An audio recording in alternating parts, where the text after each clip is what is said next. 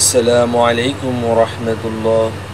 সম্মানিত দর্শক শ্রোতা, আল্লাহর এই দুনিয়ায় যে যেখান থেকে আজকের এই ভিডিওটি দেখতেছেন সবাইকে জানাই আন্তরিক শুভেচ্ছা এবং আজকের এই ভিডিওতে সবাইকে স্বাগতম।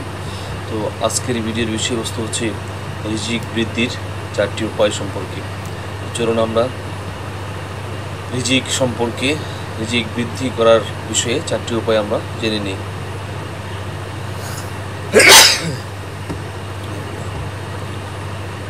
জীবন ও জীবন মান উন্নয়নের জন্য মানুষ বাহ্যিকভাবে পরিশ্রম করে। জীবিকা ও জীবনমান উন্নয়নের জন্য মানুষ বাহ্যিকভাবে পরিশ্রম করে ও নিজেকে যোগ্য হিসেবে গড়ে তোলার চেষ্টা করে। কিন্তু শুধু পরিশ্রম ও যোগ্যতাই একজন মানুষকে রিজিক দান করে না, বরং এর পেছনে রয়েছে কিছু আত্মিক উপাদান। 4টি আত্মিক গুণ চর্চার মাধ্যমে রিজিককে বরকতময় ও ব্যাপক করা সম্ভব।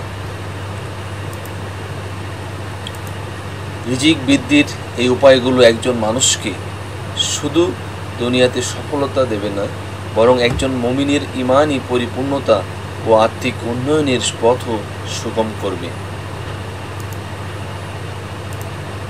আল্লাহ ভীতি বা তাকওয়া। আল্লাহ বলেন, যে ব্যক্তি আল্লাহকে ভয় করে তিনি তার জন্য উত্তরণের পথ বের করে দেন এবং তাকে এমন উৎস থেকে রিজিক দেন যা সে কল্পনাও করতে পারে না। সূরা আত-তালাক আয়াত 2 থেকে 3, অর্থাৎ আয়াত 2-3।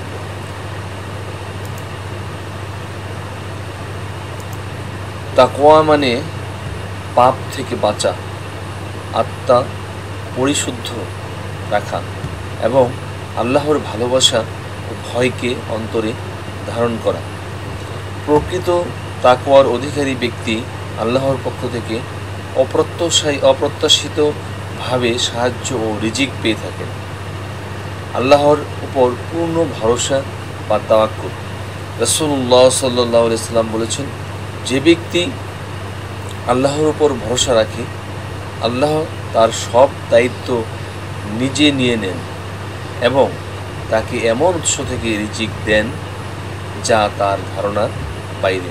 হায়াতুল মুসলিমিন। তারপর তাওয়াক্কুল মানে হচ্ছে পরিশ্রম করেও ফলাফলের ব্যাপারে আল্লাহর উপর সন্তুষ্ট থাকা ও পূর্ণ আস্থা রাখা। এটি শুধু মানসিক অবস্থান নয়, বরং তা আল্লাহর একত্ববাদে দৃঢ় বিশ্বাসেরও প্রতিফলন। অটল বিশ্বাস। আল্লাহ বলেন, এই কুরআন মানুষের জন্য প্রমাণ, আর যারা নিশ্চিত বিশ্বাস রাখে তাদের জন্য হেদায়েত ও রহমত। সূরা আল জাসিয়া আয়াত 20। যে ব্যক্তি মনে প্রাণে বিশ্বাস করে যে তার রিজিক একমাত্র আল্লাহর হাতে, সে ব্যক্তি কোনো দুশ্চিন্তায় ভোগে না। এই একই তাকে আস্থা দেয়, চিন্তামুক্ত রাখে এবং আল্লাহর সহায়তায় কার্যকর পরিকল্পনা গ্রহণে সক্ষম করে তোলে। ক্ষমা প্রার্থনা বা ইস্তিগফার। হাদিসে কুদসিতে আল্লাহ তাআলা বলেন, হে আদম সন্তান, তুমি যতক্ষণ আমাকে ডাকবে এবং আমার কাছে আশা রাখবে আমি তোমাকে ক্ষমা করে দেব।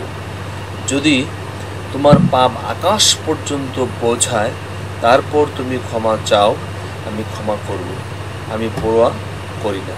মিশকাত শরীফের হাদিস।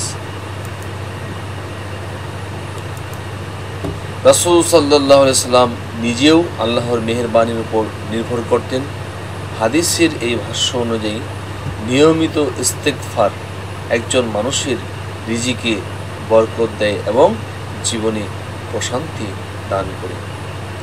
তো আল্লাহর উপর ভরসা করে, তার উপর নির্ভরশীল হয়ে, তার উপর আস্থা এবং বিশ্বাস রেখে চলার তৌফিক আল্লাহ তাআলা আমাদের সকলকে দান করুক, আমিন। তো সুপ্রিয় দর্শক, আজকের ভিডিওটি এখানে শেষ করছি। ভালো থাকবেন সবাই, সকলে সুস্বাস্থ্য, দীর্ঘায়ু, সফলতা এবং মঙ্গল কামনা করে বিদায় নিচ্ছি। আল্লাহ হাফিজ। আসসালামু আলাইকুম ওয়া রাহমাতুল্লাহি ওয়া বারাকাতুহু।